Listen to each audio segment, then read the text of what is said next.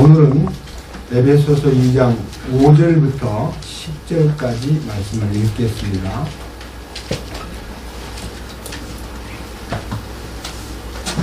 심지어 우리가 죄들 가운데서 죽었을 때에 우리를 그리스도와 함께 살리셨고 너희가 은혜로 구원을 받았느니라. 또 함께 일으키사 그리스도 예수님 안에서 우리를 하늘의 처소들에 함께 앉히셨으니 이것은 그분께서 그리스도 예수님을 통해 우리에게 베푸신 친절 속에 담긴 자신의 은혜의 지극히 풍성함을 다가오는 시대들 속에서 보여주려 하십니다. 너희가 믿음을 통해 은혜로 구원을 받았나니 그것은 너희 자신에게서 난 것이 아니요 하나님의 선물이니라.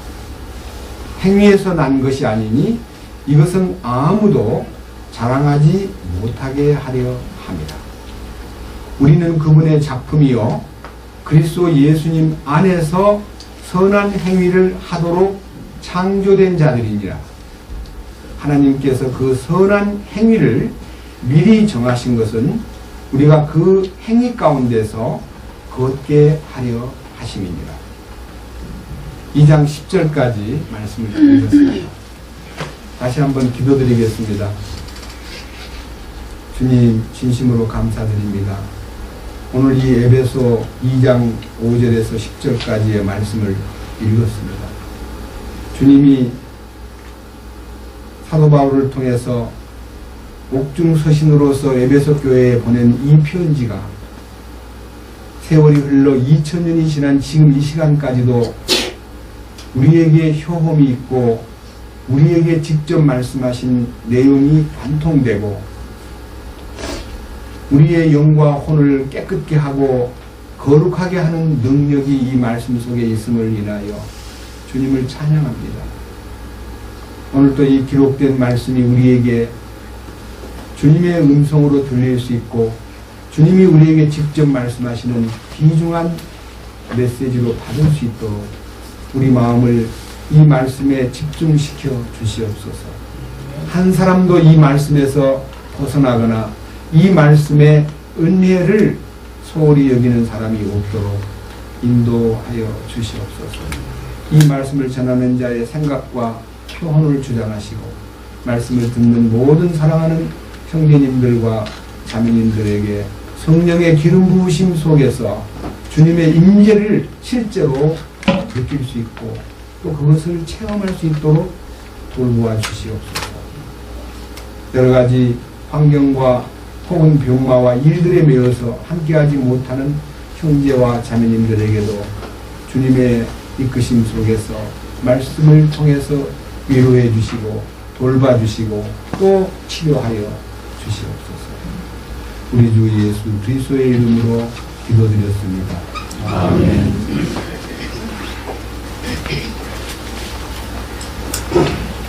지난번 2장 1절에서부터 이제 5절까지를 중심해서 말씀을 8단계로 그리스도인의 신앙의 여정, 다시 말하면 죽음에서 부활까지 그리고 승천의 위치까지 함께 생각해 보았습니다.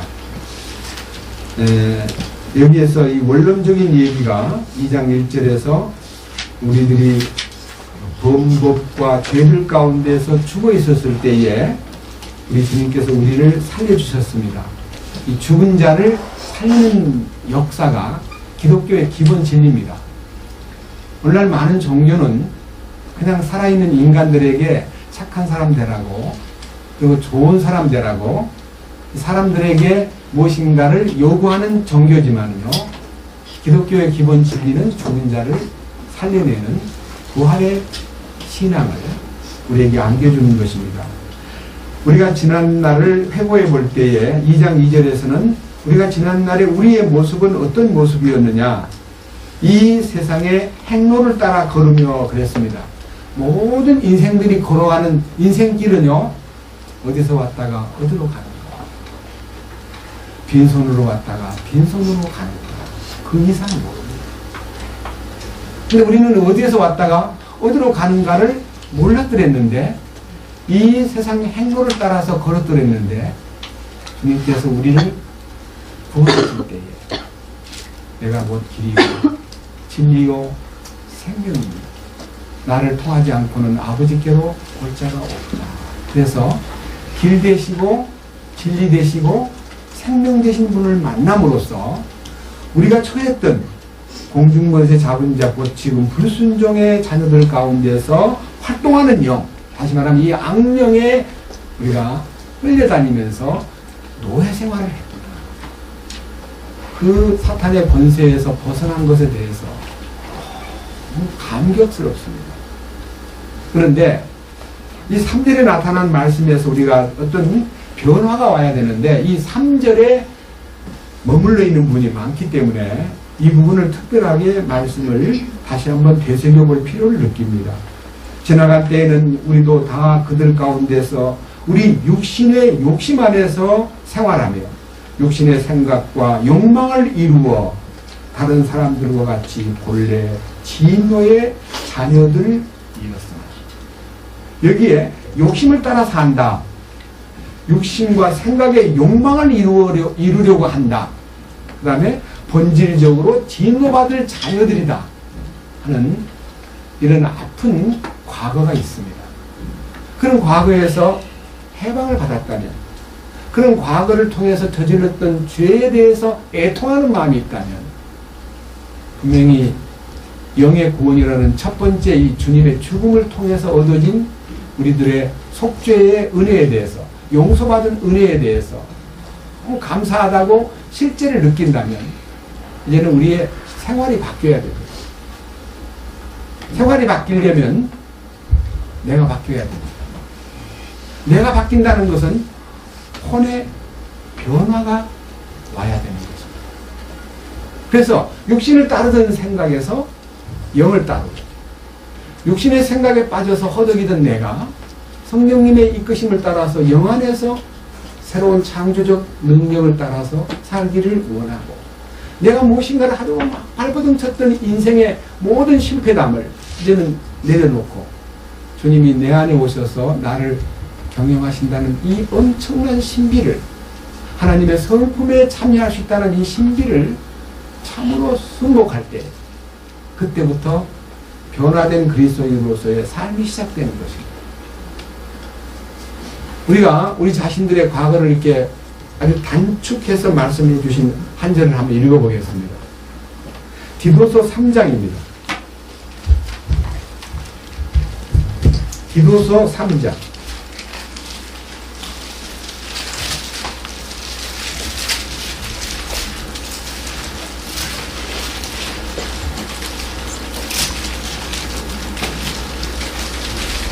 삼 절입니다.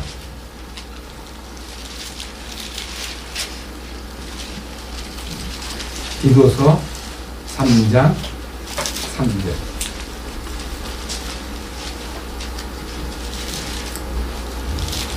우리도 한때는 어리석고 불순종하며 속임을 당하고 여러 가지 정욕과 쾌락을 섬기며 악의와 시기 가운데서 살고 증오하며 서로 미워하였습니다. 이 말은 로마서 1장 18절 이하에 있는 우리가 예수 믿지 않을 때 하나님의 거룩하신 그 뜻을 저버리고 제멋대로 살 때 우리의 이 모습은 너무너무 악질적이고 흑암에 그냥 붙잡혀 있었습니다. 근데 우리가 죄를 씻음받고 하나님의 자녀라고 우리가 은혜로 구원받았다는 그 사실에 대해서 우리가 무엇인가를 알았다 그러면서도요 그냥 이렇게 산 거예요. 어리석고 불순종하며 속임을 당하고 여러 가지 정욕과 쾌락의 노예가 되고 악의와 시기 가운데서 증오하면서 서로 미워하고 살았다. 이게 해결이 안 된 인성 때문에 저질러진 실패의 흔적들입니다. 저는 이 3장 3절 말씀을 시인합니다.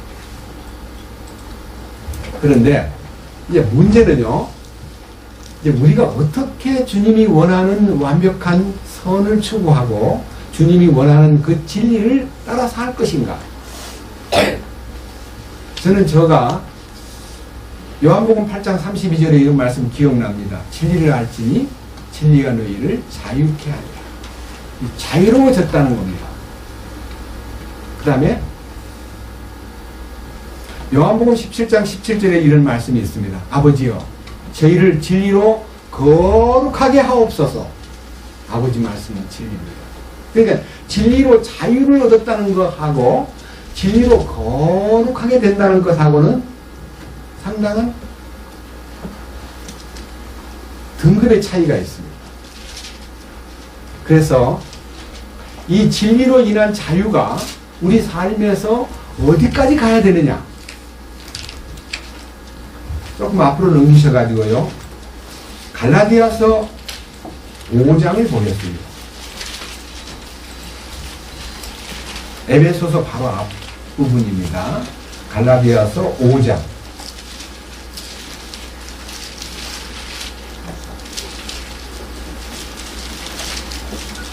1절입니다. 그리스도께서 자유로 우리를 자유롭게 하셨으니 그러므로 그 자유 안에 굳게 서고 다시 속박의 몽해를 매지 말라. 자유로워졌다고 생각했는데 솔직하게 이제 지난 날을 이렇게 되돌아볼 때 이런 마음이 있습니다. 구원받았으니까 착하게 살아야 되고, 구원받았으니까 죄를 짓지 말아야 되고, 구원받았으니까 남들보다 훨씬 더 열심을 다해서 충성도 하고 봉사도 하고 헌신도 하고 연보도 많이 내고 이렇게 해서 이 교회 생활이라는 게 구원받은 사람들이 자기 의무를 다 수행하기 위해서 어떤 단체적인 환경에서 훈련받는 생활이라고 이렇게 생각하면서 살아왔습니다. 그런데 불행하게도요, 열심히 살려고 노력한 것만큼 이 자유 안에 굳게 서지를 못하고 다시 속박의 노예가 되는 거예요. 무엇인가 다 짐이 무거운 거예요. 아, 나는 너무 시간이 없다. 나는 너무 돈이 없다. 나는 너무너무 정성이 부족하다. 난 너무 성격이 못됐다. 나 왜 이러지? 이러면서 자신이 이 진리 안에서 자유롭게 살고 싶은데 거룩이라고 하는 이 목표가 내 삶 속에 너무나 멀리 떠 있는 무지개와 같아서 잡을 수가 없는 거예요. 그래서 그 고통을 느끼는 사람들이 많았고 저 또한 그런 사람 중에 하나였습니다. 그런데 밑에 13절을 보겠습니다. 갈라디아서 5장 13절. 형제들아, 너희가 부르심을 받아 자유에 이르렀으나 오직 자유를 육신을 위한 기회로 쓰지 말고 사랑으로 서로를 섬기라. 사실은요, 우리가 섬기는 생활이 주님이 원하는 생활인데 이 섬기는 생활이 부담 없이 실제가 되려면요, 아까 말한 대로 혼의 변화가 와야 됩니다. 혼의 변화가 오지 않고는 절대로 섬기는 생활을 할 수가 없습니다. 우리 인간은 본능적으로 섬기려는 마음보다도요, 섬김을 받고 싶은 마음이 더 강합니다. 솔직히 내 인간의 분량을 저울을 달아가지고 섬기고 싶은 마음하고 섬김을 받고 싶은 마음하고 저울에 달면요, 저는 99대 1입니다. 섬김 받고 싶은 거예요. 섬기고 싶은 마음은 형식적이고 조금밖에 안 돼요. 그런데 제가 회개하게 된 중요한 성경 구절이요, 마태복음 20장 28절에 주님께서 내가 인자가 이 땅에 오신 목적에 대해서 말씀하셨습니다. 내가 세상에 온 것은 섬김을 받으려 오지 않았고 섬기러 왔다. 나는 많은 사람을 위하여 내 몸을 계속 제물로 주려고 왔다. 그래서 자기를, 이 섬긴다는 것은 자기를 내려놓는 거예요.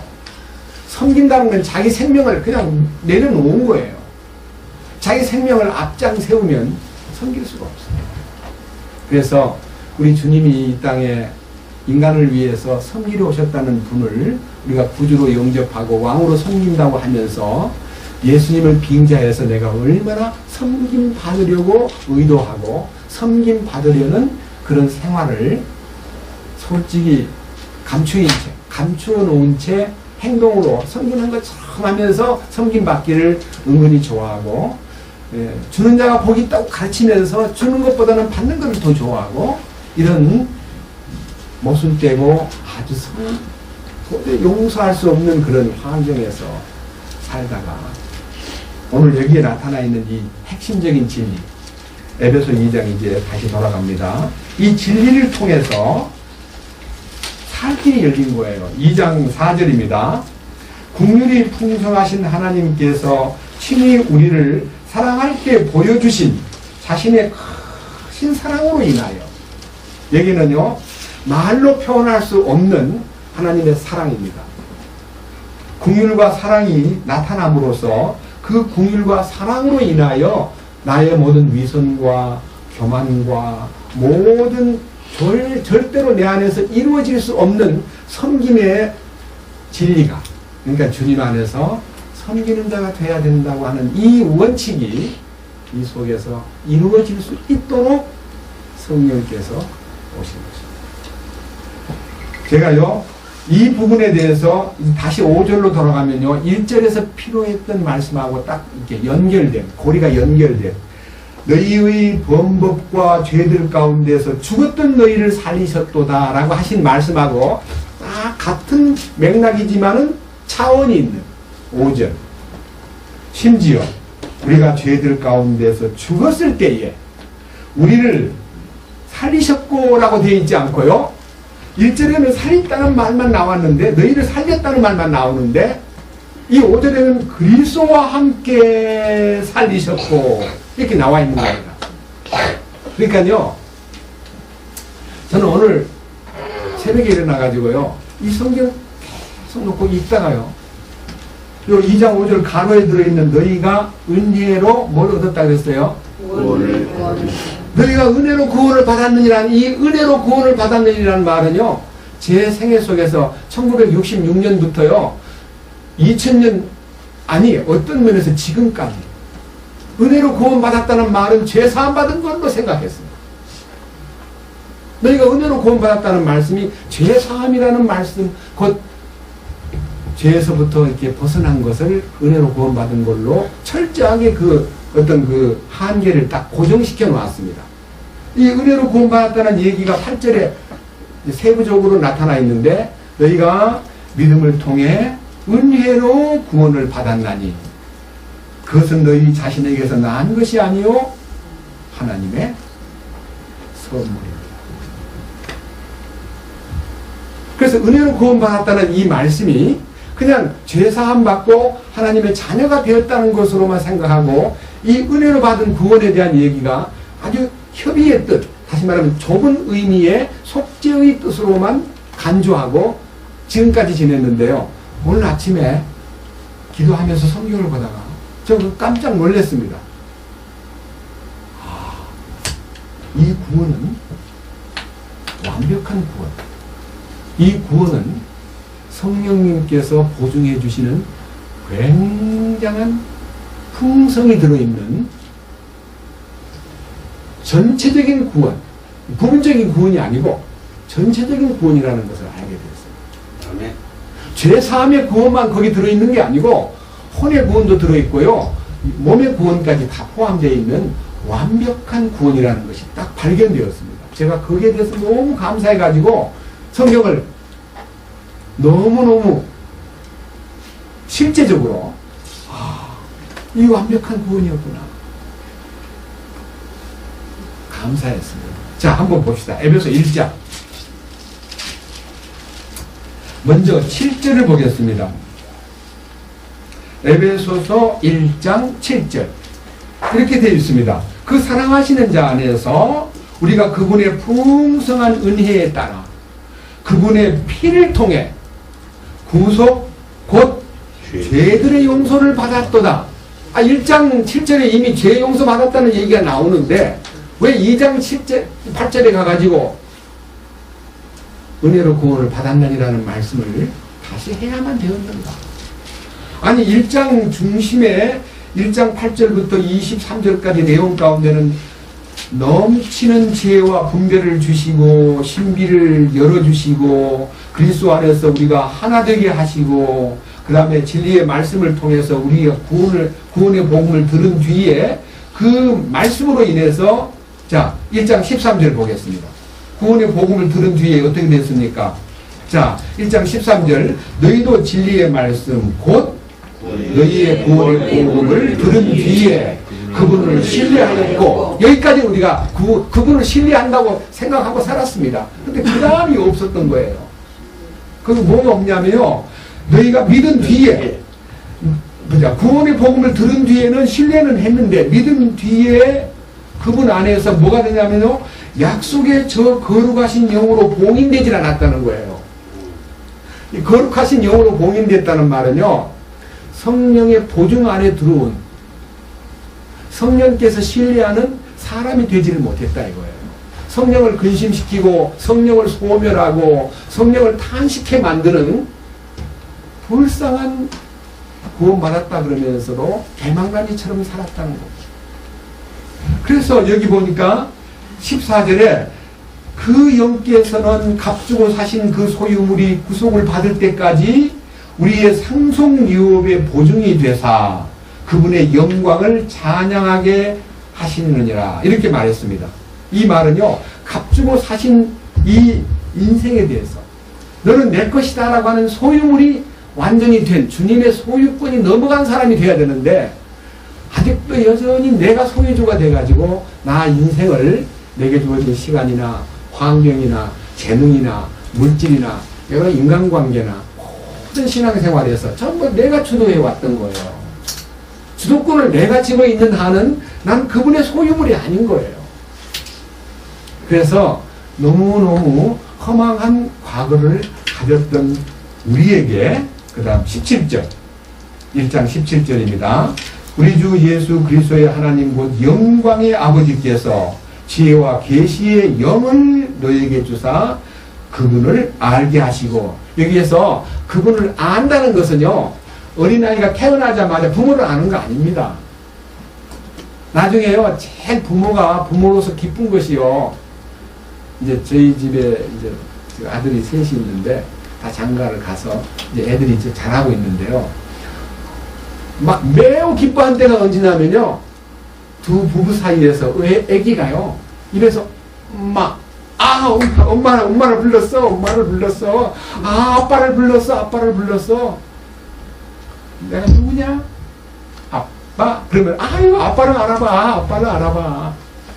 그 제가 이제 할아버지입니다. 가가지고 내가 누구야? 그러면 처음에는 이렇게 모르고 두려워하다가 저를 알아봐요. 그럼 알아보면 너무 이쁜 거예요. 야, 얘가 나를 알아본다. 어떻게 피가 통하나 봐. 할아버지를 알아본다. 이게 알아본다는 것은요, 성장 과정에서 굉장히 중요한 하나의 과정입니다. 부모를 알아보는 거 쉽지 않습니다. 그 다음에, 솔직히 말해서 자식이 부모를 알아본다는 것은요, 맨날 자기한테 뭐 해주는 부모, 울면은 젖주고, 괴로워하면은 또 만져주고, 아프다 그러면 치료해 돌봐주고, 뭐 밥도 여러 가지 방법, 옷 사입히고, 공부시켜주고, 그럴 때는 어떤 부모인지 몰라요. 불평도 많고, 짜증도 많이 내고, 부모에 대해서 모르고 있다가요, 진짜 참 부모를 알 때가 언제냐. 자기가 장가가 부모가 돼 보니까, 애를 하나 기르는데, 하나밖에 없는 애를 기르면서 너무 힘들어가지고, 우리 큰아이 이렇게 얘기합니다. 엄마, 셋이를 어떻게 길렀어? 와, 하나 기르기도 이렇게 어려운데, 엄마 대단한 사람이야. 부모를 안다는 거는요, 자기가 그 입장에 서보니까 부모님이 너무 고마운 분이었구나라고 그 아이들의 마음속에 효심이 조금씩 이제 나타나는 걸 느꼈습니다. 여기 우리가요, 하나님을 아는 것은요, 하나님이 지혜와 계시의 영을 주셔가지고 하나님을 알도록 이끄시는 거지, 우리가 성경 많이 본다고 하나님 아는 거 아닙니다. 놀라운 일이에요. 그 다음 밑에 보세요. 18절. 너희의 지각의 눈을 밝히사 그분의 부르심의 소망이 무엇이며 성도들 안에 있는 그분의 상속 유업의 영광이 얼마나 풍성한 것을 19절 끝부분에 알게 하시기를 구하노라. 그러니까요, 우리가 지혜와 계시의 정신을 통해서 하나님 아버지를 알게 되고 또 지각의 눈이 열림으로써 부르심의 소망이 무엇인가를 알게 되고 또 성도들 안에 하나님의 그분의 상속 유업의 영광이 얼마나 풍성하고 마지막 19절에는 그분의 강력한 권능이 어떻게 활동하는가, 어떻게 믿는 자들에게 그 능력과 영광이 공급되는가에 대한 것을 알고 나면요, 이 신앙생활이 굉장히 활력이 넘치게 된다는 겁니다. 이러한 과정을 거친 결과로 은혜로 구원을 받았느니라 하는 말을 보니까요, 2장 5절에서 딱 눈에 뜨이는 귀절이 2장 5절에 있는 끝부분입니다. 2장 5절 다시 봅니다. 심지어 우리가 죄들 가운데서 죽었을 때에 우리를 그리스도와 함께 살리셨고 너희가 은혜로 구원을 받았느니라. 함께 살리셨고가 뭐냐면 부활에 참여한 거예요. 부활에. 그러니까 부활에 참여해서 얻었다는 구원은요, 주님의 의가 내게 이루어졌다는 뜻입니다. 그러니까 주님의 의가 내게 이루어졌다는 말은 혼의 변화가 왔기 때문에 그 결과가 온 거예요. 혼의 변화는 주님의 죽음에 동참할 때 혼이 제거가 되고 성령으로 인해서 변화받은 혼이 부활 능력으로 살아가는 것이 은혜로 구원받았다는 얘기의 짤막한 표현입니다. 저는요, 이 부분을 좀 세밀하게 다루고 있는 부분 성경을 보았습니다. 한번 생각해 봅시다. 이 은혜로 구원을 받았느니라는 말씀이 과연 실제적인 나의 삶에서 근거가 되기 위해서, 이 삶의 근거가 되기 위해서 우선 디모데 후서를 하나 보겠습니다. 디모데 후서 1장입니다.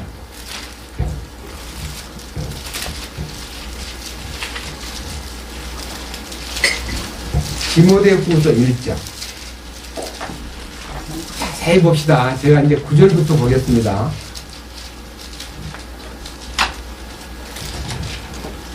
디모데 후서 1장 9절입니다. 이건 잘 안 보던 성경입니다. 자, 보겠습니다. 그분께서 우리를 구원하시고 거룩한 부르심으로 부르신 것은, 그러니까요, 우리를 단순하게 세상에서 불러낸 것만 아니라, 이집트 땅에서 불러낸 것만 아니라 이 광야 생활에서 거룩을 훈련시키려고 불러냈는데, 광야 생활에서의 이스라엘 민족의 모본을 보면요, 애굽의 근성을 못 버리고 그냥 불평, 불만, 원망, 대적하고 옛사람의 버릇대로 막 간음하고 우상 숭배하고 모세한테 대들고 끄떡하면 애굽으로 돌아가자 그러고 이런 못된 기질들 때문에 거룩하신 부르심으로 부르신 이유와 부르심의 주께서 이렇게 말씀하십니다. 다시 9절. 그분께서 우리를 구원하시고 거룩한 부르심으로 부르신 것은 우리의 행위에 따른 것이 아니요 자신의 목적과 은혜에 따른 것이니라. 아하, 구원해 주신 분의 목적이 있었구나. 그러니까요, 우리가 목적을 세우는 게 아니라 구원해 주신 그분이 우리를 위해서 목표를 딱 세운 거예요. 그것이 가나안 땅 상속 유업입니다. 그죠? 근데 가나안 땅 상속 유업이 어떤 것인가를 알게 하려고요, 나온 지 2년밖에 안 된 이스라엘 사람들을 각 국가에서 한 명씩 뽑아가지고 12명을 이봐라, 우리가 가야 할 가나안 땅으로 니들이 정탐을 하고 오너라. 40일 동안 기회를 줄 테니까 가서 그 성을 다 돌아보고 그것이 어떤 곳인지를 알고 오너라. 그래서요, 하루 이틀, 일주일도 아니고요, 40일 동안 시간을 줘가지고 12명을 파송을 시켰는데 샅샅이 돌아보고 돌아올 때는요, 큰 포도가 얼마나 컸든지 포도송이 하나를 막대기에다 끼워가지고 그것도 혼자서 들고 온 게 아니라 둘이 어깨에다 메고 그 다음에 이제 성도 가지고 오고 그 안에 있는 가나안 특산물을 따가지고 와서 내려놓고 귀국 보고를 하는데요, 10명이 이렇게 얘기를 합니다. 가보니까 참 말씀대로 좋습니다. 너무너무 풍성한 곳이 틀림없습니다. 그런데 우리가 너무 초라합니다. 우리는 너무너무 아무것도 아니고 그들은 대단한 네피림족으로서 아낙 민족들이 버티고 있고 성곽도 산성으로 쌓여 있고 만약 우리가 대적을 한다면 전쟁을 한 번도 연습하지 않은 우리가 어떻게 그들하고 싸워서 이기겠습니까? 절대로 못 갑니다. 가서는 안 됩니다. 우리 이 자리에서 이제 왔던 곳으로 돌아갑시다 하고 10명이 이 가나안 땅 정탐 보고에서 악평을 했습니다. 민수기 13장 보면요 세밀히 나옵니다. 그런데 그 말을 듣던 여호수아와 갈렙이라는 두 젊은이가 막 옷을 찢으면서 그렇지 않습니다. 저 사람들은 지금 잘못 보고 왔습니다. 우리는 하나님이 우리와 같이 계시기 때문에 그들은 아무것도 아닙니다. 우리가 그 사람들을 왜 못 물찌릅니까? 하나님 우리 도와주시는데. 그러면서 하나님을 믿는 그 믿음으로 그 성을 정복해야 된다고 하는 주장을 한 사람들에게 10명의 의견을 듣고 낙심해버린 이 민중들이 돌을 들어서 여호수아와 갈렙을 때리려고 할 때 하나님이 그들을 막으시고 영광을 나타내시면서 하나님 이렇게 말씀했습니다. 너희가 눈물을 흘리면서 우리들은 그래도 살 만큼 살았으니까 별거 아니지만 우리 애들이 불쌍하다. 우리 애들이 다 망하게 생겼다고 하는 절망의 노래를 그 소리를 질렀기 때문에 내가 너희들이 걱정하는 자식들은 내가 책임을 지고 너희들은 이 광야에서 이 죄를 짊어지고 40년 동안 너희가 고통의 훈련을 받다가 흙으로 돌아갈 것이다. 그리고 너희는 약속의 땅으로 들어갈 수가 없다. 그렇게 하나님이 말씀하셨습니다. 여기요 이 부분에 대해서 자 그 다음 보세요. 9절 그분께서 우리를 구원하시고 거룩한 부르심으로 부르신 것은 우리의 행위에 따른 것이 아니요 자신의 목적과 은혜에 따른 것이니라. 그 은혜는 세상이 시작되기 전에 그리스도 예수님 안에서 우리에게 주어졌으나 그러니까요 하나님의 경영 속에는요 이스라엘 민족을 통해서 물론 하나의 견본을 보여주긴 했지만요 하나님의 마음속에는 이 인류를 하나님께서 당신이 원하는 어떤 세계에다가 이끌어주기 위한 경영과 프로그램이 딱 서 있었던 거예요. 세상이 창조되기 전에. 그 다음 10절 이제 이건 현재의 시간입니다. 이제 우리의 구원자 예수 그리스도의 나타나심으로 분명히 드러나셨으니 이 말은요 주님이 우리의 구원자입니다.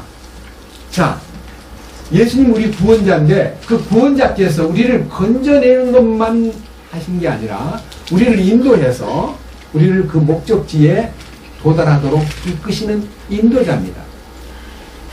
밑에 보세요. 그분께서는 사망을 패하시고 복음을 통해 생명과 죽지 아니함을 밝히 드러내셨느니라.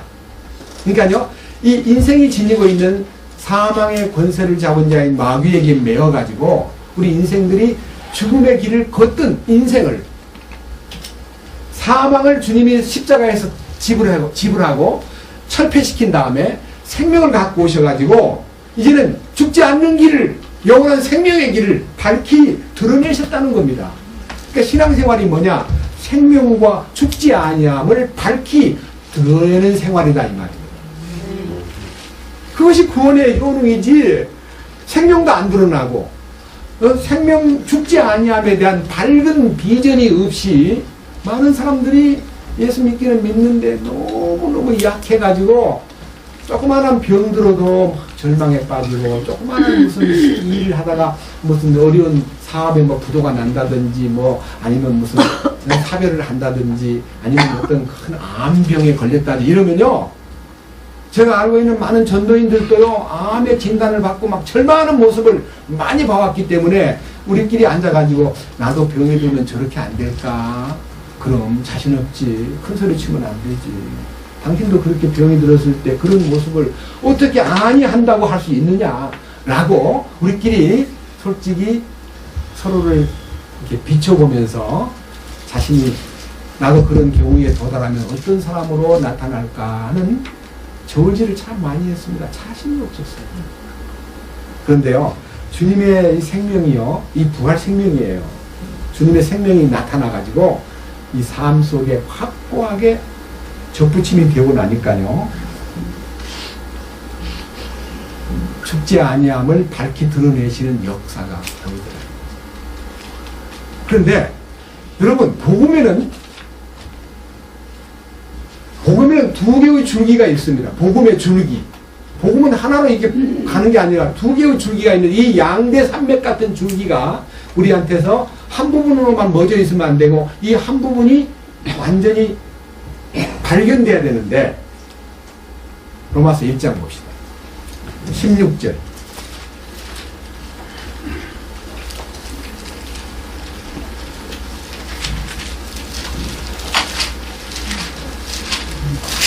로마서 1장 16절입니다. 내가 그리스도의 복음을 부끄러워하지 아니하노니 이는 그 복음이 모든 믿는 자를 구원에 이르게 하는 하나님의 권능이기 때문이라. 자, 구원에 이르게 하는 하나님의 권능인데요. 오늘날 우리 주변에 나 자신부터도요, 구원받고 너무 오랜 세월 동안에 권능이 역사하지 않는 무능력하기 짝이 없는, 연약하고 불완전하고 자주 흔들리고 그러면서도 쓰러지고 이러면서 죄를 못 이기고 성격을 못 이기고 세상의 유혹을 못 이기고 그런 상태에서 계속 허덕이다가 이 권능이, 구원에 이르게 하는 하나님의 권능이 나타남으로써 죄를 이기고 사탄을 이기고 세상을 이기고 나 자신을 이길 수 있는 놀라운 이기는 자의 대열에 우리를 서게 해주신 거예요. 그것은 양갈래에 놓여있던 한 사실이 열렸기 때문입니다. 17절입니다. 복음에는 하나님의 의가 믿음에서 믿음까지 계시되어 있나니, 믿음에서 믿음까지 계시되어 있나니, 이것은 기록된 바 의인은 믿음으로 살리라 함과 같으니라. 자, 저를 한번 주목해 보세요. 믿음에서 믿음까지라는 이 단어를요, 이렇게 표시합니다. 믿음에서 믿음까지. 분명히 거리가 있습니다. 여기 보세요. 믿음에서 믿음까지 그러면요, 거리가 없으면 이거는 말이 안 돼요. 믿음에서 믿음까지라는 말은 히브리서 12장에 믿음의 창시자요 완성자이신 예수님을 바라보자. 그러니까 믿음은 창시의 믿음이 있고 완성의 믿음이 있습니다. 이 믿음이 어떻게 균형을 이루는가가 신앙생활을 온전케 하는 힘이, 하나님의 권능이 나타나는 통로입니다. 이 균형이 안 맞고 하나만 있으면 나타나지 않는 신비가 있는데 이 신비의 과정을 한번 봅시다. 골로새서 1장입니다.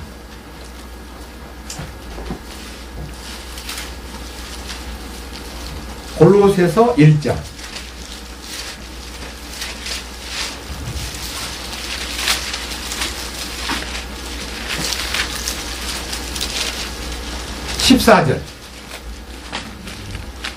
이게 1단계입니다.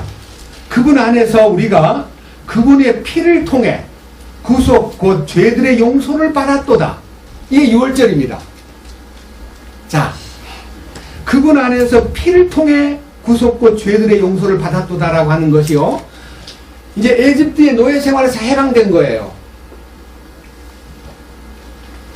그 다음에 또 경험해야 돼요.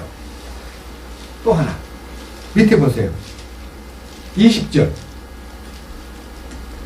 그분의 십자가의 피를 통해, 아까는 그냥 그분의 피를 통해 그랬는데 여기는 또 십자가를 또 거기다 붙였습니다. 그분의 피를 통해라는 말을 두 번 안 하고 십자가의 피를 통해 화평을 이루사 그분으로 말미암아 모든 것들이, 즉 내가 말하노니 그분으로 말미암아 땅에 있는 것들이나 하늘에 있는 것들이 자신과 화해하게 하셨느니라. 그러니까요, 여러분 십자가의 피를 통해 화해가 된다. 이건 뭔 말입니까? 제물 중에는요, 번제가 있고 속죄제가 있고 속건제가 있고 화목제가 있습니다. 근데 이 화목제라는 것은요, 그분과 나 사이에 전혀 막힘이 없는 평화로운 관계를 유지하는 건데요. 솔직히 우리가 제사함 받은 건 분명했지만요. 하나님을 편하게 해드리지 못하고 하나님을 계속 슬프게 마음 아프게 하나님의 아버지 앞에서 참 부끄러운 집을 나간 탕자와 같은 생활이 아니었던가요? 과거의 얘기입니다. 이 부분이 해결되려면 다시 봅니다. 20절 골로새 1장 20절 뭐라고 되어 있어요? 이제는 그분께서 죽음을 통해 이상해요? 아까는 14절에서는 그분의 피를 통해라고 말했는데 20절에서는 십자가의 피를 통해라고 피 얘기를 2번 했는데 22절에 가니까 그분의 죽음을 통해 자기 육체의 몸으로 화해를 이루사 너희를 그분의 눈앞에서 거룩하고 흠없고 책망할 것이 없는 자로 제시하려 하셨으니. 여러분 한번 생각해 보세요. 집을 나간 탕자는요 막 엉망진창이잖아요. 그냥 짐작컨대 돌아온 탕자를 형이 이렇게 얘기합니다. 아버지 재산을 끌고 나가가지고 보통 짓을 한 게 아니고 이 짧은 시간 내에 저 아주 오만불선하고 더러운 행동 많이 한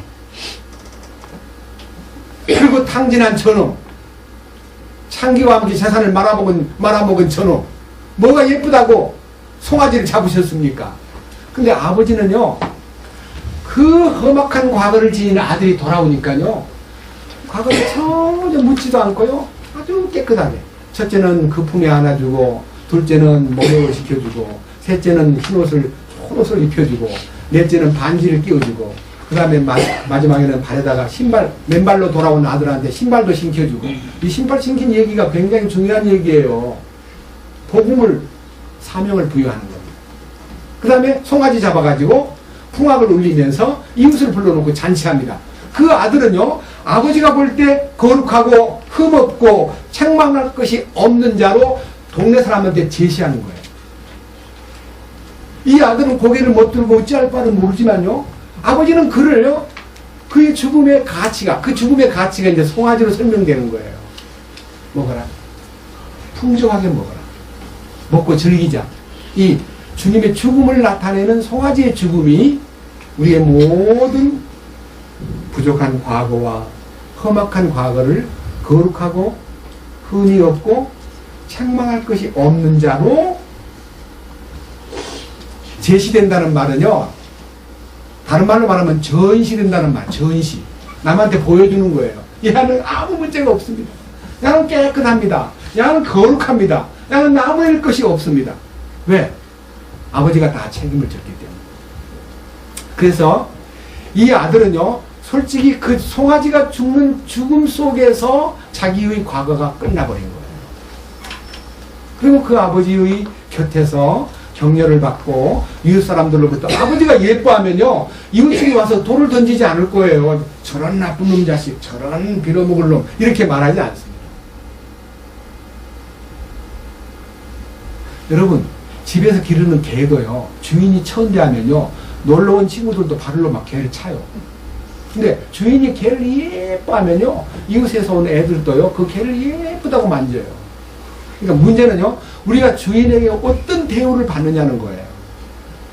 여기에 거룩하고 흠없고 책망할 것이 없는 자로 대우를 받는 거예요. 그것이 바로 23절에 믿음에 정착되고 그 다음에 복음의 소망 안에서 떠나지 않고 그 다음에 그 복음이 하늘 아래 있는 모든 창조물에게 선포됨으로써 이 복음의 사역자인 바울이 이 일에 대해서 굉장한 용기를 가지고 여러분 우리 이렇게 삽시다. 우리는 주님 안에서 참으로 행복한 이 신비를 얻었기 때문에 우리가 이 신비 안에서 삽시다. 그래서 이제 우리한테 교훈을 주는 것이 27절과 28절, 29절인 거예요. 그게 결과예요. 보세요. 27절. 하나님께서는 이방인들 가운데서 이 신비의 영광의 풍성이 무엇인지 자신의 성도들에게 알리려 하시는데 이 신비는 너희 안에 계신 그리스도 곧 영광의 소망이시니라. 이 말이 뭔 말인 거 아니요? 비로소 그리스도가 너희 안에 오셨다. 이 신비가 너희 안에서 일을 시작했죠. 이 신비이신 그리스도가 우리 안에 내주했다는 것이요, 이 변화받은 사람의 가장 놀라운 축복입니다. 그 다음 보세요. 우리가 그분을 선포하며 각 사람에게 경고하고 모든 지혜로 각 사람을 가르침은 우리가 각 사람을 그리스도 예수님 안에서 뭐가 됩니까? 완전한 자가 되는 거예요. 이 완전한 자가 되는 것이 은혜로 구원받는 거예요. 그리고 이제 우리의 삶이라는 것이 행위로 된 것이 아니요 하나님의 은혜로 된 것이니라. 그러나 그가 너희를 위해서 행위를 준비해 놨다고 하는 것이 에베소서 2장 10절에 나와 있는데요. 그 말씀을 이제 건너가기 전에 우선 이 28절을 보겠습니다. 다 같이 28절, 29절 보겠습니다. 우리가 그분을 선포하며 각 사람에게 경고하고 모든 지혜로 각 사람을 가르침은 우리가 각 사람을 그리스도 예수님 안에서 완전한 자로 드리고자 합니다. 이 일을 위해 나도 내 속에서 강력하게 일하시는 그분의 활동에 따라 싸우며 수고하노라. 그러니까 이제부터는 내가 무엇을 열심히 하는 게 아니라 내 속에서 강력하게 일하시는 그분의 활동을 따라 나는 이제 따라갈 뿐이라는 거예요. 그분의 활동이 뭐예요? 에스카레이터예요. 에스카레이터. 내가 걸어서 살던 내 걸음이 에스카레이터에 딱 타면, 딱 서만 있으면 그 길이 움직여요. 난 위에다 딱 올려놓아요.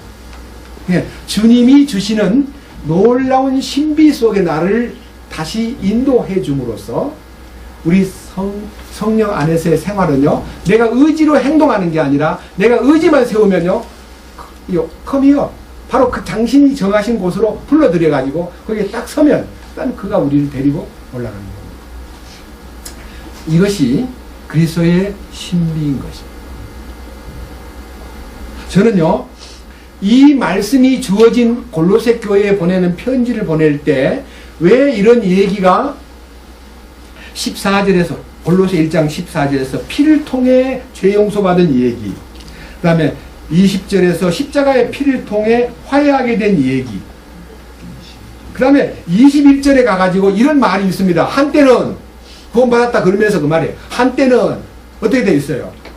너희가 사악한 행위들로 인하여 멀리 그분하고 떨어져 가지고 그분하고 무슨 관계가 되어버렸습니까? 원수가 된 거예요. 생각 속에서 원수가 되었다는 거예요. 그것이 야고보서 4장 4절, 로마서 8장 5절에 육체의 생각은 사망이요, 세상을 사랑하지 말라. 세상을 사랑하면 간음하는 것이고 간음하면 하나님과 원수가 된다. 그것이 우리 자신의 입장이었습니다. 그런데 그렇게 뒤틀어져 살던 우리를 이제는, 자 보세요. 22절. 이제는 지금 여러분 속에 이루어진 현상이 있어야 이제가 말이 통하는 거예요. 이제는 뭐가 됐어요? 그분께서 죽음을 통해 자기 육체의 몸으로 화해를 이루사 너희를 그분의 눈앞에서 거룩하고 흠없고 책망할 것이 없는 자로 제시하려 하셨으니. 그러니까 우리가요, 우리 능력으로 우리를 깨끗게 한 것이 아니라 베드로의 편지 속에서 베드로전서 1장 22절에 이렇게 기록되어 있잖아요. 너희가 진리를, 성령을 통해 진리에 순종함으로 너희 혼을 깨끗하게 하여 거짓이 없이 형제를 사랑하기에 이르렀으니 마음으로 뜨겁게 피차 사랑하라. 여기까지 온 거예요. 자 보세요. 골로새 1장 13절 뭐라 그랬어요? 그러니까 이 말씀 앞에서의 전제가 뭐냐면요, 그분께서 뭐라 그랬어요? 우리를 어둠의 권능에서 건져내사 자신의 사랑하는 아들의 왕국으로 옮기셨습니다. 왕국의 눈을 뜬 사람에게 이 편지를 쓴 거예요. 단계적으로. 예? 여러분, 구원받은 사람이 지금 왕국을 압니까? 왕국 얘기 꺼내면 여정이냐? 뭔 왕국이야? 아주 거부 반응이 생기는 거예요. 그러니까 하나님께서 이 왕국의 비밀을 알려주려고 그러니까요. 마귀가 먼저 와가지고 한국 땅에다가 여호와 증인을 앞세워가지고 왕국 얘기가 너무 많이 퍼져가지고 아무데나 그냥 왕국회관. 우리가 왕국에서 왔습니다. 그러니까 와 여호와 증인 왕국 파수대. 그래가지고 많은 사람들이 왕국에 대해서 거부 반응을 보였고 우리 주변에서도 이 왕국 얘기가 나오면요. 굉장히 역겹게 느끼고요. 난처하게 여호와 증인한테 빠졌나? 이렇게 생각하는 사람이 참 많습니다. 이 왕국의 비전이 우리에게 제시된 결과를 통해서 죄 용서받은 거, 피를 통해서 죄 씻음 받은 거, 그 다음에 십자가의 피를 통해서 화해가 이루어진 거, 그 다음에 우리를 하나님과 원수인 사악한 행위들로부터 멀리 떨어져 있던 우리들을 그분의 죽음에 연합시킴으로써 나를 처리하고 나의 옛사람을 제거하고 그 다음 뭐라 그랬습니까? 네? 넘겨보세요. 골로새서 3장 9절입니다. 뭐라고 되어 있죠? 3장 9절. 서로 거짓말하지 말라. 너희는 옛사람과 그의 행위를 벗어버리고 새 사람을 입었는데 이 새 사람은 그를 창조하신 분의 형상을 따라 지식에서 새로워진 자입니다. 이 말은요, 여러분 관념에도 지식에도 변화가 와야 되는 거예요. 내가 알고 있던 과거의 많은 지식들이요 나를 끌어가면 안 됩니다. 이건 아니구나. 내가 알고 있던 옛날에 배운 학문과 모든 전통과 사상과 관념과 내 안에 있는 모든 이 옛날의 추억들은 주님하고 상관없이 창조적 능력에 내가 붙잡혀야 되겠구나. 그래서 지식에까지 새로워져야 됩니다. 저는요 30년이 넘도록 이 소위 말하는 구원의 기초공사에 너무 몰입되어 있었기 때문에 아주 꽉 차 있었습니다. 근데 성령께서 이걸 씻어주시더라고요. 과거의 모든 지식들이요 씻김을 받는 것이 참 중요합니다. 지식에까지 새로워져야 합니다. 그런데 자 에베소 2장 돌아갑니다. 제가요 이번에 이 말씀을 보면서 어떤 큰 능력을 접했느냐 하면요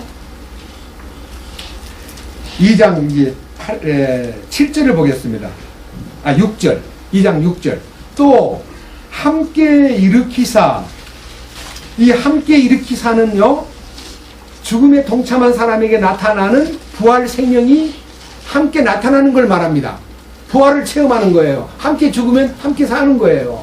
그러니까 정말 부활을 갈망하는 사람이 있다면요 부활만 쫓아가면서 부활 하지 말고요 부활은 결과로 나타나는 거고요 죽음에 들어가면 부활이 주님에 의해서 허락이 되는 겁니다.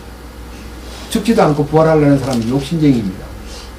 함께 일으키사 그리스도 예수님 안에서 우리를 하늘의 처소들에 함께 앉히셨으니 이 왕국에 대한 약속과 축복이 이미 하늘에까지 딱 우리 자신들이 등극되어 있는 겁니다.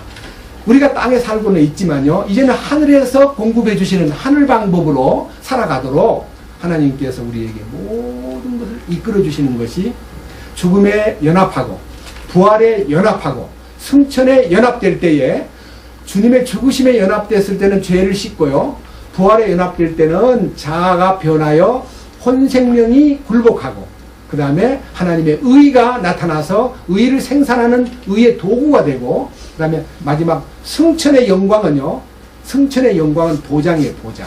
아직은 승천 안 했어요. 승천한 것은 내 이름만 승천된 거예요. 내 주님의 몸 안에 있는 내 지체이기 때문에 내가 그의 몸 안에서 등극된 것은 맞지만 아직은 그것을 누릴 수 있는 시간은 어느 기간이 돼야 주님 오실 때 이 몸에 확실한 변화를 받아야 됩니다. 몸에 확실한 변화가 뭡니까? 호련히 몸에 변화가 옵니다. 변화가 오는데요. 어떤 사람에게 변화가 약속되어 있느냐? 빌립보서 3장 보십시다. 이 변화는요. 빌립보서 3장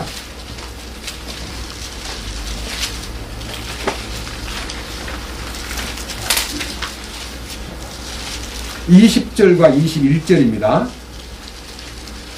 우리의 생활 방식은 하늘에 있으며 거기로부터 또한 우리의 구원자 주 예수 그리스도를 기다리노니. 그러니까요, 변화받은 사람의 완전한 구원에 대한 보장은요, 창시의 믿음에서 마지막 완성의 믿음, 믿음에서 믿음까지라는 말은요, 도의 초보에서 혼의 구원을 받게 되는 결말, 믿음의 결말까지 가는데, 이 두 개가 딱 양대의 산맥을 이루고 하늘의 방식대로 우리 삶이 항상 주님의 이끄심 안에 살면, 이 하늘의 방식이라는 말은 19절에 있는 말씀과의 반대예요. 반대. 19절 한번 봅니다. 19절. 무슨 말이길래 그의 마지막은 파멸이고 그들의 하나님은 그들의 배요, 그들의 영광은 그들의 수치스러운 일에 있고 그들은 땅의 일을 생각하느니라.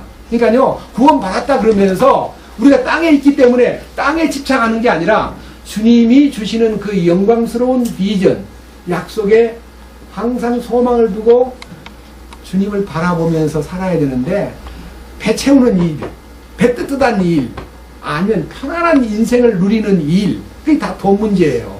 거기에 몰입하고요, 부끄러움을 느끼면서 수치스러운 일에다가 관심을 갖고, 그 다음에 이 하나님의 영광 대신 이 세상에 행하면 행할수록 부끄러움을 만들어내는 것에, 여러분, 이 영광스러운 죽음에 동참한 혼의 구원을 받은 사람이요, 성질만 한번 푸르르 내도요, 그걸로 옛날에는 그냥 기분이 좀 조금 가면 풀어지는데, 기분이 안 풀리고요, 너무 힘이 들어요.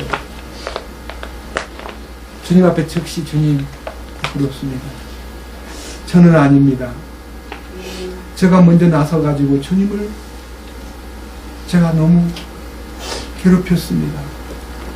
주님, 저는 아닙니다.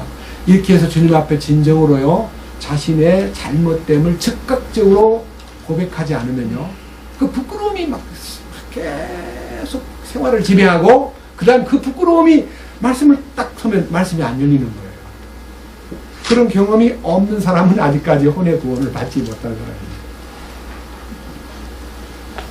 텔레비전을 뭣도 모르고 보고 있으면, 근데 주님께서 너 지금 뭐하고 있는지 지적을 해주셔요. 한번 보세요. 무슨 지적을 하는가 보세요. 에베소서 5장 이런 지적입니다. 에베소서 5장 15절입니다. 그런즉 너희는 주의하여 어리석은 자가 아니라 지혜로운 자로서 조심스럽게 걸어. 그러니까 삶의 방향을 지혜로운 자 편에서 조심스럽게 걸어야 되는데, 제1항목이 뭡니까? 16절 시간을 되찾으라. 그 다음 뭐라 그랬어요? 날들이 악하니. 시간을 되찾는다니. 우리가 주님의 영광스러운 이 임재와 혼의 구원을 받기 전까지는요, 우리는 우리 시간을 내 맘대로 썼어요. 그리고 막 시간을 흘려보냈어요. 많은 시간을 놓쳐버렸어요. 그리고 나이 늙어서 이제 이 왕국복음, 혼의 복음에 눈을 떴어요. 그러면 잃어버린 시간을 되찾아야 될 거 아니에요. 어떻게 해야 되겠어요? 시간을 관리해야 돼요. 네? 잃어버린 시간을 되찾는 방법은 놓쳐버린 시간을 잘 사용하면서 잠을 조금 줄여야 돼요. 한눈 팔고 놀러 가고 텔레비전 보는 시간도 줄여야 돼요. 아니, 어떤 사람은 과감하게 텔레비전을 잘라버린 사람도 있어요. 그렇게 하라는 말, 제가 그렇게 법을 정하지는 않습니다. 자유롭게 하세요. 그렇지만은 관리를 해야 돼요. 시간 관리. 시간을 어떻게 해요? 되찾으라. 그 다음 뭐죠? 그 다음 17절. 그러므로 너희는 지혜 없는 자가 되지 말고 오직 주의 뜻이 무엇인지 이해하라. 이해하라. 그 다음 밑에 뭐라 그랬어요? 술 취하지 말라. 그러면 구원받고 변화된 사람도 술 먹을 수 있겠구나. 갑자기 왜 이 5장에 가서 생활을 얘기하는 말씀 가운데 이런 말이 나옵니까? 그러니까 얼마든지 술 먹을 수 있다는 거예요. 그 다음 밑에 뭐라 그랬어요? 거기에는 과도함이 있나니 오직 성령으로 충만하라. 이제 술 취하는 것은 세상으로 가는 거고요. 성령 충만은 세상을 등지는 거예요. 그러니까 세상을 등질 거냐, 성령을 등질 거냐. 성령의 인도를 따를 거냐, 술 먹고 세상으로 갈 거냐. 오늘 아침 어떤 분이 설교를 하는데 이런 얘기 하더라고요. 한국이 지금 세계에서 가장 자살률이 높은 나라래요.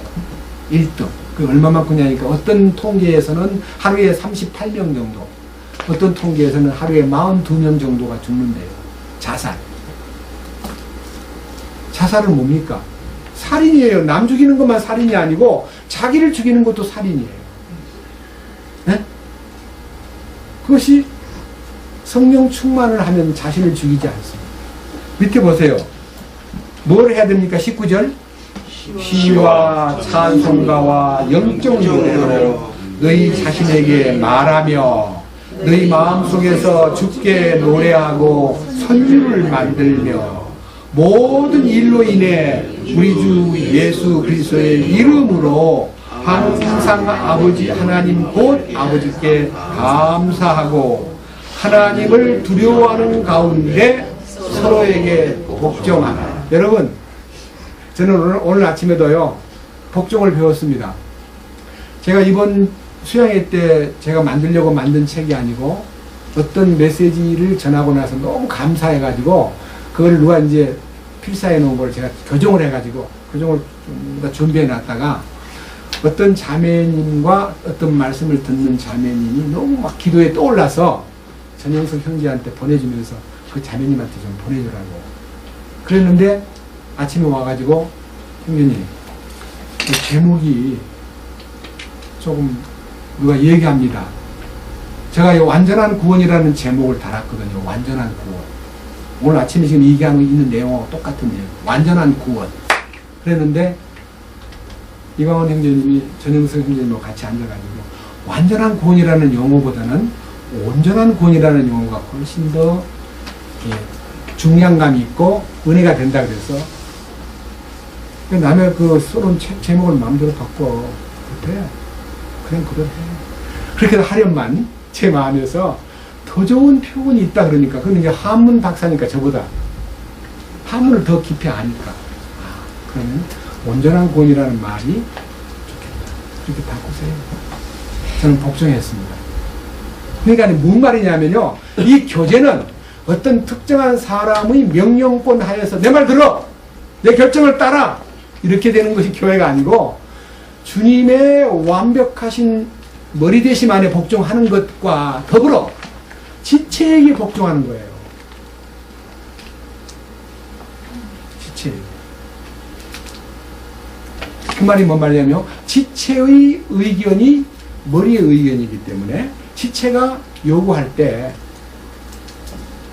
즉시 순응하는 것이 아름다운 거라고 생각해요. 여기 그렇게 되어 있잖아요. 아버지 이름으로 감사하고 하나님을 두려워하는 가운데 서로에게 뭐 하나? 복종하라. 그러니까요, 어떤 의견이 나올 때요, 주장하는 마음으로 하지 않고 참 세우기 위해서 사랑으로 한다면요, 아멘 하고 받아야 됩니다. 그래서요, 제가 오늘 이제 이 부분에 대해서 너무 크게 감사한 마음이 있어서 잠깐 말씀을 드렸고요. 에베소 2장 다시 갑니다. 에베소 2장 7절입니다. 이게 목적입니다. 자, 이게 우리를 구원해 주신 목적입니다. 우리를 죽음에서 건질 뿐만 아니라 주님의 죽음에 연합시키고 주님의 부활 생명에 연합시키고 주님의 승천에까지 연합시켰던 이 축복의 원인이 어디에 있냐? 나 개인에게 특별한 초점을 맞추지 않고 주님이 목적이 있다는 거예요. 7절. 이것은 이 이유는 이렇게 해주는 이유는 뭐냐 하면요. 그분께서 그리스도 예수님을 통해 우리에게 베푸신 친절 속에 담긴 자신의 은혜의 지극히 풍성함을 어떻게 하라 그랬습니까?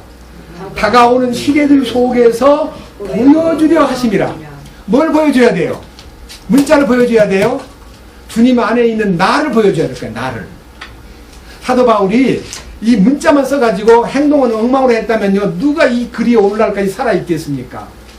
내가 예수 그리스도를 본받은 것처럼 너희는 나를 본받는 자가 되라 하고 말할 만큼 사도 바울이 삶 속에서 말씀과 일체가 되었기 때문에 역사가 2000년이 지나갔는데도 이 에베소 교회에 보낸 편지가 오늘 나에게도 유효하게 감동을 주고, 사도 바울이 살았을 때 편지 보낸 에베소 교회만 아니라, 그리고 그를 이어서 사도 바울이 살아생전에 그를 만난 사람들만 감동을 받은 게 아니라, 그가 떠난 지 2000년이 되었는데 지금도 똑같은 이 다가오는 시대들 속에 보여주는 게 있는 거예요. 보여주는 게. 뭐가 보여요? 실제가 보이잖아요. 실제가. 예? 저도 옹졸하고, 저는 A형 피를 가진 사람입니다. 참 꼼꼼합니다. 제 속에. 따지고 조금이라도 제가 비위가 상하면요, 잠을 못 잡니다. 그렇게 까다롭던 제가요, 성령으로 인해서 제 자신의 인격에 초월자이신 주님이 오시니까요, 저의 과거의 성격이나 이기적인 욕망, 계산적이고,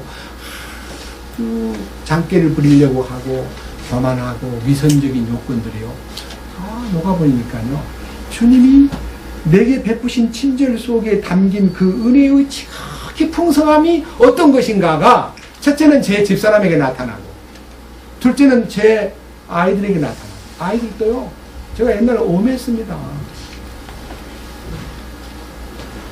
그런데 그 아이들이 지금은 압니다. 인격적으로 우리 아버지가 옛날 아버지가 아니라는 걸 걔들이 압니다. 그럼 보세요. 그 얘기가 8절입니다. 너희가 그 믿음을 통해 은혜로 구원을 받았나니 그것은 너희 자신에게서 난 것이 아니요 하나님의 선물이니라. 이 구원이 일부의 속죄받은 구원이 아니라 주님이 주신 완전한 구원, 혹은 온전한 구원이 여기 다 포함되어 있다는 겁니다. 이 하나님의 선물이래요. 제가요, 여러분 성경에서 말하는 하나님의 선물이요, 요 구원 하나만 있는 게 아니라 저는요, 이렇게 표현했습니다. 하나님이 주신 선물은요, 이렇게 제가 글자를 써놨어요, 여기다가.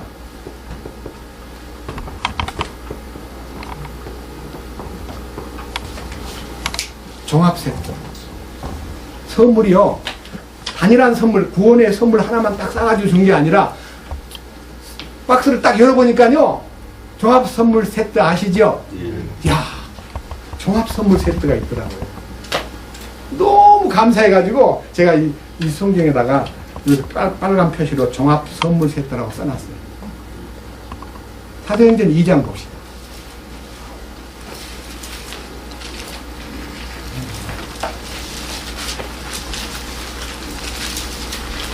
사도행전 2장.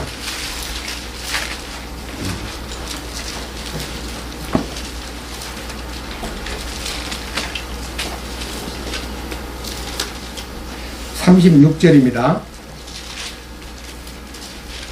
그런즉 이스라엘 온 집은 확실히 알지니 너희가 십자가에 못 박은 그 동일한 예수님을 하나님께서 주와 그리스도로 삼으셨느니라 하니라.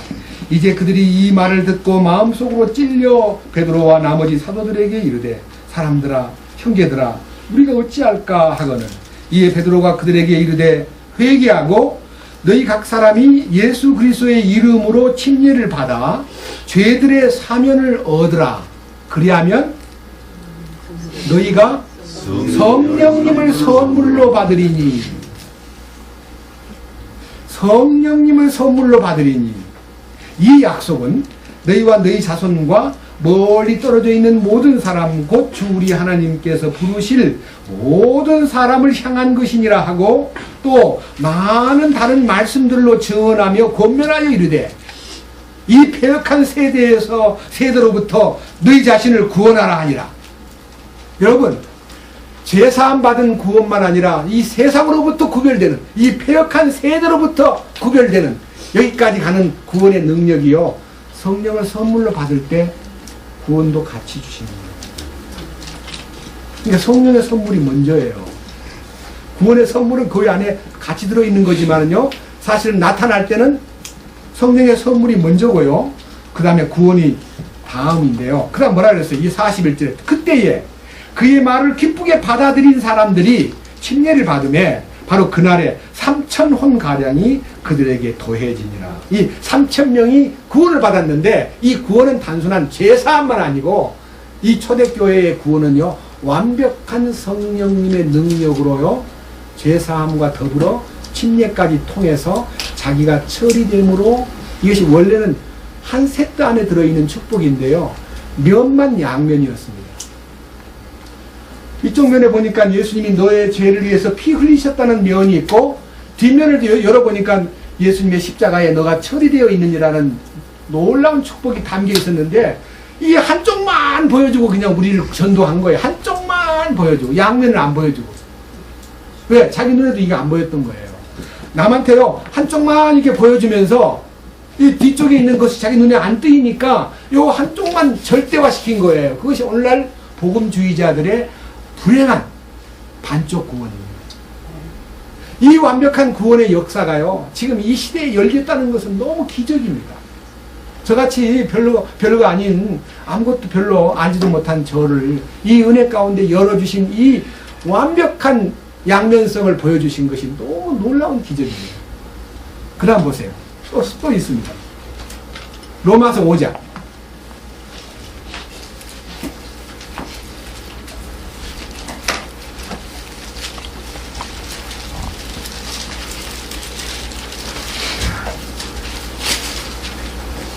(16절입니다)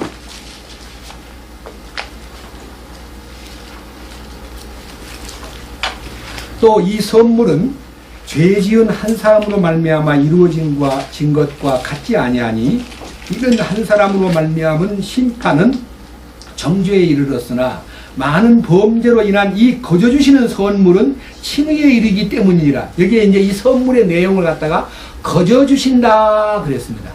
그러니까 거저 주시는 선물이라는 게 얼마나 대가를 크게 치루었기 때문에 인류에게 거저 줄 만한 양이 있다는 거냐. 여러분 70억에게 선물을 하나씩 준다 그러면 여러분 100원짜리 주면 돈이 얼마겠습니까? 예? 주님이 구원의 가치를 100원에 비교하겠습니까만은요 70억 인구에게 이 선물을 때 거저 준다고 하면 얼마만큼만 준비를 해야 되겠습니까? 70억만 아니잖아요. 현존 인구가 70억이고요. 예수님 이후, 예수님 전부터 아담 때부터 지금까지의 인간들이, 태어난 인간들이 얼마나 많습니까? 저는 통계학자가 아니기 때문에 잘 모르겠는데요. 엄청난 인간들에게 이 선물을 거저 주기로 결정한 거예요. 근데 그 선물 내용이 뭐냐면요. 17절이에요. 한 사람의 범죄로 말미암아 사망이 한 사람을 통하여 군림하였을진데, 이 말은요 아담이 지은 죄 때문에 인간에게 마귀가 군림했다 그 말이에요. 이 아담을 죄짓게 만든 사탄이 군림하여 인간을 장악했다 이 말이에요. 네? 우리는 아담 옆에 있지도 않은 것 같은데, 그러나 아담이 선악과를 따먹을 때 우리는 아담의 허리에 있었잖아요. 그와 똑같은 원리예요. 뭐라 그랬느냐면요, 이 은혜와 의의 선물을 넘치게 받는 자들은 한 사람 예수 그리스도를 통하여 더욱더 생명 안에서 뭐하리라? 이게요 우리가 생명 안에서 군림하게 하려고요 의의 선물을 주신 거예요. 여러분 의의 선물이라는 개념은 잘 알아들으세요. 그냥 의의 선물이라는 게 종합 세트 안에 들긴 들었는데 성령의 선물, 구원의 선물, 의의 선물 들어있는데, 이 의의 선물은 부활의 결과로 인해서 나타난 결실입니다.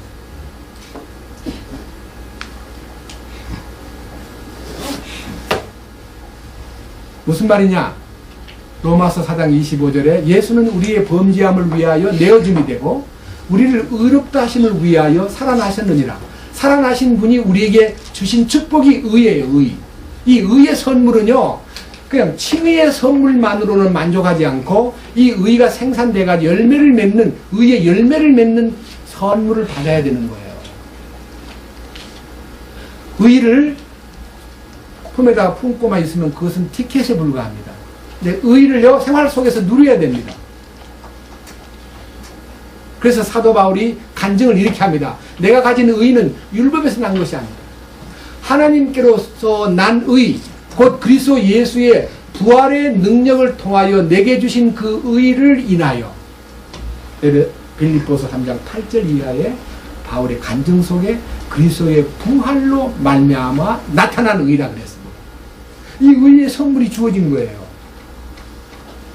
그래서 이 의의 선물과 성령님의 선물과 그 다음에 구원의 선물이 세트로 딱 들어있는데, 뭐 세상 사람들은 지금 선물을 안 받았습니까?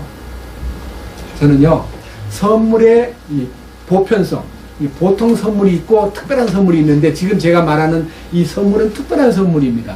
그럼 인간에게는 무슨 선물을 주었을까요? 전도서 5장 보겠습니다. 구약 성경 전도서 5장.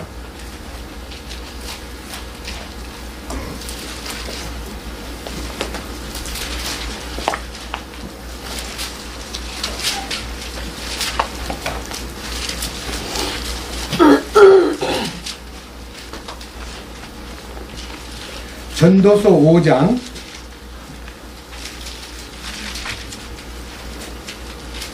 15절. 인생이 무엇인가? 인생에 대해서 얘기합니다. 5장 15절. 그가 자기 어머니 태에서 나왔은즉 온 그대로 벌거벗은 채 돌아가고 자기의 수고한 것 중에 아무것도 손에 들고 가지 못하리니 이것도 큰 악이라. 모든 면에서 그가 온 그대로 가리니 바람을 얻으려고 수고한 자에게 무슨 유익이 있으리요. 또한 그는 평생토록 어둠 속에서 먹으며 질병과 함께 많은 슬픔과 진노가 그에게 있느니라. 인생이 빈손 들고 태어나가지고 무엇인가를 거머쥐려고 막 발버둥을 치고 살다가요, 결국은 인간이 병들고 노쇠해지고 슬픔과 질병에 빠져가지고 나중에는 그대로 쓰러지는데, 이 쓰러진 인생이 내가 이 세상에 뭐하러 왔지? 여기에서 끝나면 안 된다 이거예요. 그 다음 보세요. 18절. 내가 지금까지 본 것에 주목할지어다.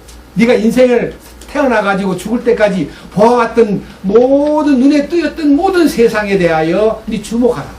다시 한번 상기시키는데, 사람이 하나님께서 그에게 주시는 그의 삶의 모든 날 동안 먹고 마시며 해 아래서 행하는 자기의 모든 수고의 좋은 열매를 즐기는 것이 선하고 마땅하니 이는 그것이 그의 몫이기 때문이라. 또한 하나님께서 각 사람에게 부와 재물을 주시고 그에게 그것을 먹고 그의 몫을 취하며 그의 수고한 것을 기뻐할 능력을 주셨나니 이 모든 것은 뭐라 그랬어요? 하나님의 선물이라.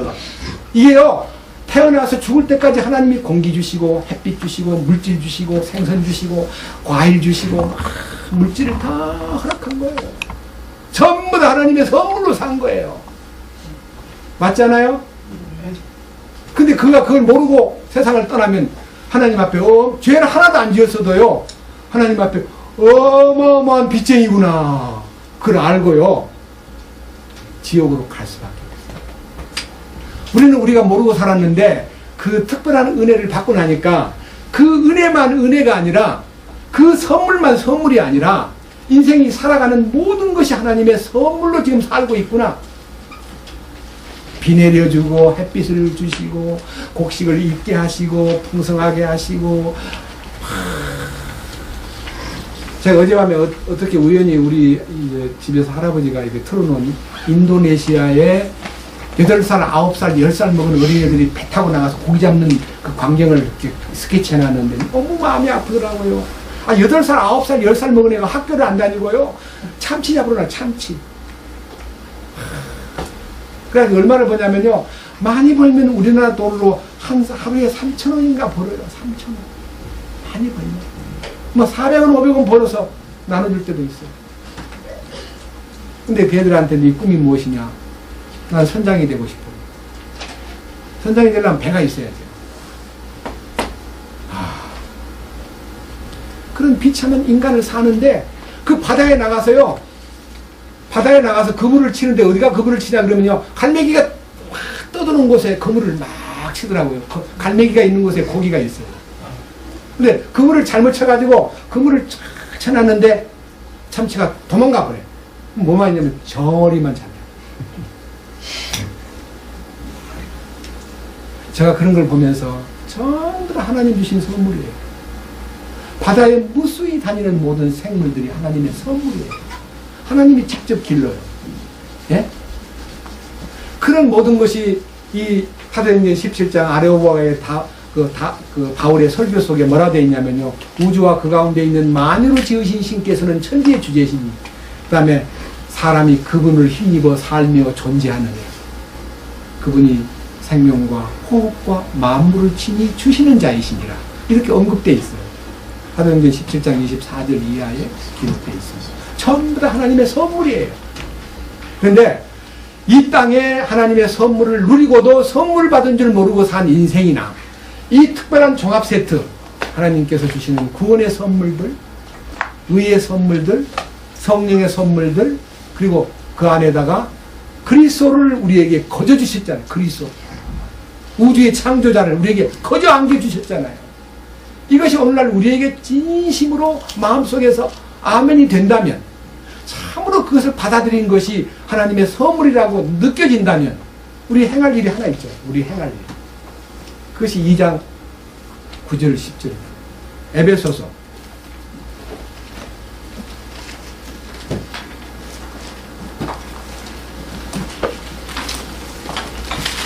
9절 행위에서 난 것이 아니니 이것은 아무도 자랑하지 못하게 하려 하심이라. 우리는 우리가 행동해서 하나님한테 선물 받은 거, 하나님한테 이쁨을 보여가지고 하나님이 야 참니 잘하는구나 내 마음에 든다 해서 선물 받은 게 아니잖아요. 우리는 형편없는 인간 아닙니까? 에베소 2장 1절에서부터 4절 사이에 있는 우리의 모습들이 다 스케치되어 있잖아요. 아니라는 게. 우리는 멸망받기로 결정된 지옥에 끌려가는 죄인들이었잖아요. 근데 우리 주님의 긍휼과 사랑이 나타나가지고 이 큰 구원을 받았잖아요. 구원을 받은 사람을 일컬어 고린도후서 5장 17절의 말씀과 똑같이 그런즉 누구든지 그리스도 안에 있으면 새로운 창조물이라 이전 것은 지나갔으니 보라 새 것이 되었도다 하는 새 창조에 속한 자라는 것이 확실하게 마음속에서 아멘 하고 된다면 2장 10절이 내게 실제가 될 수 있고 삶의 표본이 될 수 있습니다. 보겠습니다. 우리는 그분의 작품이요 그리스도 예수님 안에서 선한 행위를 하도록 창조된 자들이니라. 하나님께서 그 선한 행위를 미리 정하신 것은 우리가 그 행위 가운데서 걷게 하려 합니다. 아까 제가 에스카레이터나 엘리베이터를 타면 그 행위가 내가 그 안에서 막 뛰는 게 아니라 나를 데리고 편안하게 목적지로 데리고 간다. 우리가 그리스도 안에만 들어가면 그분이 창세 전에 예정해 놓은 그 행위 가운데 우리가 행하도록 이끄신다는 겁니다. 그러니까 행위를 내게 지우는 게 아니라 그분이 책임을 지고 그분 안에서 행하도록 이끄신다는 것입니다. 여러분 자신을 검토하십시오. 내가 나의 행위가 정말 주님의 행하심 안에서 행하고 있는가. 예. 그래서 우리가요 신앙생활의 표대가 뭐냐 하나만 보고 마치겠습니다. 요한계시록 2장입니다.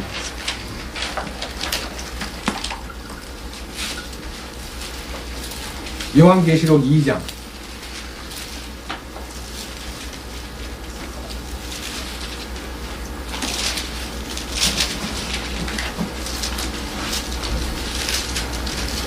25절입니다. 다만 너희가 이미 가지고 있는 것을 내가 올 때까지 굳게 붙잡으라. 가지고 있는 것이 무엇입니까? 주님 오실 때까지 붙잡아야 될 그 가지고 있는 것이 무엇입니까? 25절 26절 이기고 뭐라 그랬어요? 나의 행위를 끝까지 지키는 자는 나의 행위를 지키라 그랬어요? 너의 행위를 지키라 그랬어요? 나의 행위는 누굽니까? 말씀하신 주님. 주님이 나의 행위를 지키라는 거예요. 그 지키는 게 어떻게 지키는 겁니까? 이 원문에 보면요 지킨다는 말은 행동에 옮긴다가 아니라요 킵한다. 킵한다는 말이 뭔 말인 거 아니에요? 그냥 그 안에 있는 거예요. 예? 나의 행위를 지키는 자에게는 뭘 준다 했어요? 내가 민족들을 다스릴 권능을 주리니. 이게 무슨 말입니까? 왕국의 통치권을 부여한다는 거예요. 그러니까 우리가요 우리 행위에 막 몰두하지 말고 우리 행위 가지고 막 씨름하지 말고 내가 이렇게 살면 안 되는데 라고 애타하지 말고 나를 내려놓으라는 거예요. 나를 내려놓아. 그리고 주님 행하심 안으로만 들어가면 주님이 그 안에서 당신을 창조적인 능력으로 나타내신다는 것이 약속입니다. 이것이 에베소 2장 5절에서부터 10절까지의 주님의 요구이십니다. 주님을 찬양합니다. 아멘. 주님 감사합니다. 오늘도 이 말씀을 통해서 놀라우신 구원의 선물이 단순한 속죄받은 경험만 아니라 혼의 변화와 영광스러운 주님의 다시 오심에 대한 상속 유업에 대한 도장을 우리에게 허락하신 것이 너무너무 완벽함을 믿습니다. 이 완벽하고 완전한 구원을 우리가 알지 못한 채 너무나 우리는 소홀히 주님을 섬긴다고 하면서도 나를 섬기려고 했고, 주님을 따른다고 하면서도 사람을 따랐고, 주님 안에 있다고 하면서도 우리들도 모르는 사이에 사탄에게 지배받는 환경에서 너무 많은 세월을 허비했습니다. 그러한 우리를 용서해 주시고 돌아온 탕자를 기꺼이 맞이해서 그의 과거를 묻지 않고 따뜻하게 영접해 주셨던 주님, 우리를 이 탕자의 대열에서 회개시켜 주님 안으로 들어와 나는 아무것도 할 수 없다는 것을 철저히 알게 하시고, 주님이 우리의 이 혼의 구원을 믿음의 결말이라고 말씀하심을 통해서 우리는 시초의 믿음인 속죄의 믿음과 결말의 믿음인 혼의 구원과 그리고 약속이 성취되는 마지막 몸의 변화가 주님 안에 이미 결정되어 있다는 것을 확신합니다. 나머지 생에 우리 자신들이 주님 안에서 선하고 주님이 예정해 놓은 그 프로그램 속에 우리를 이끄시고 그 행함을 이루실 줄 믿습니다. 인도해 주시옵소서. 우리 주 예수 그리스도의 이름으로 기도드렸습니다. 아멘.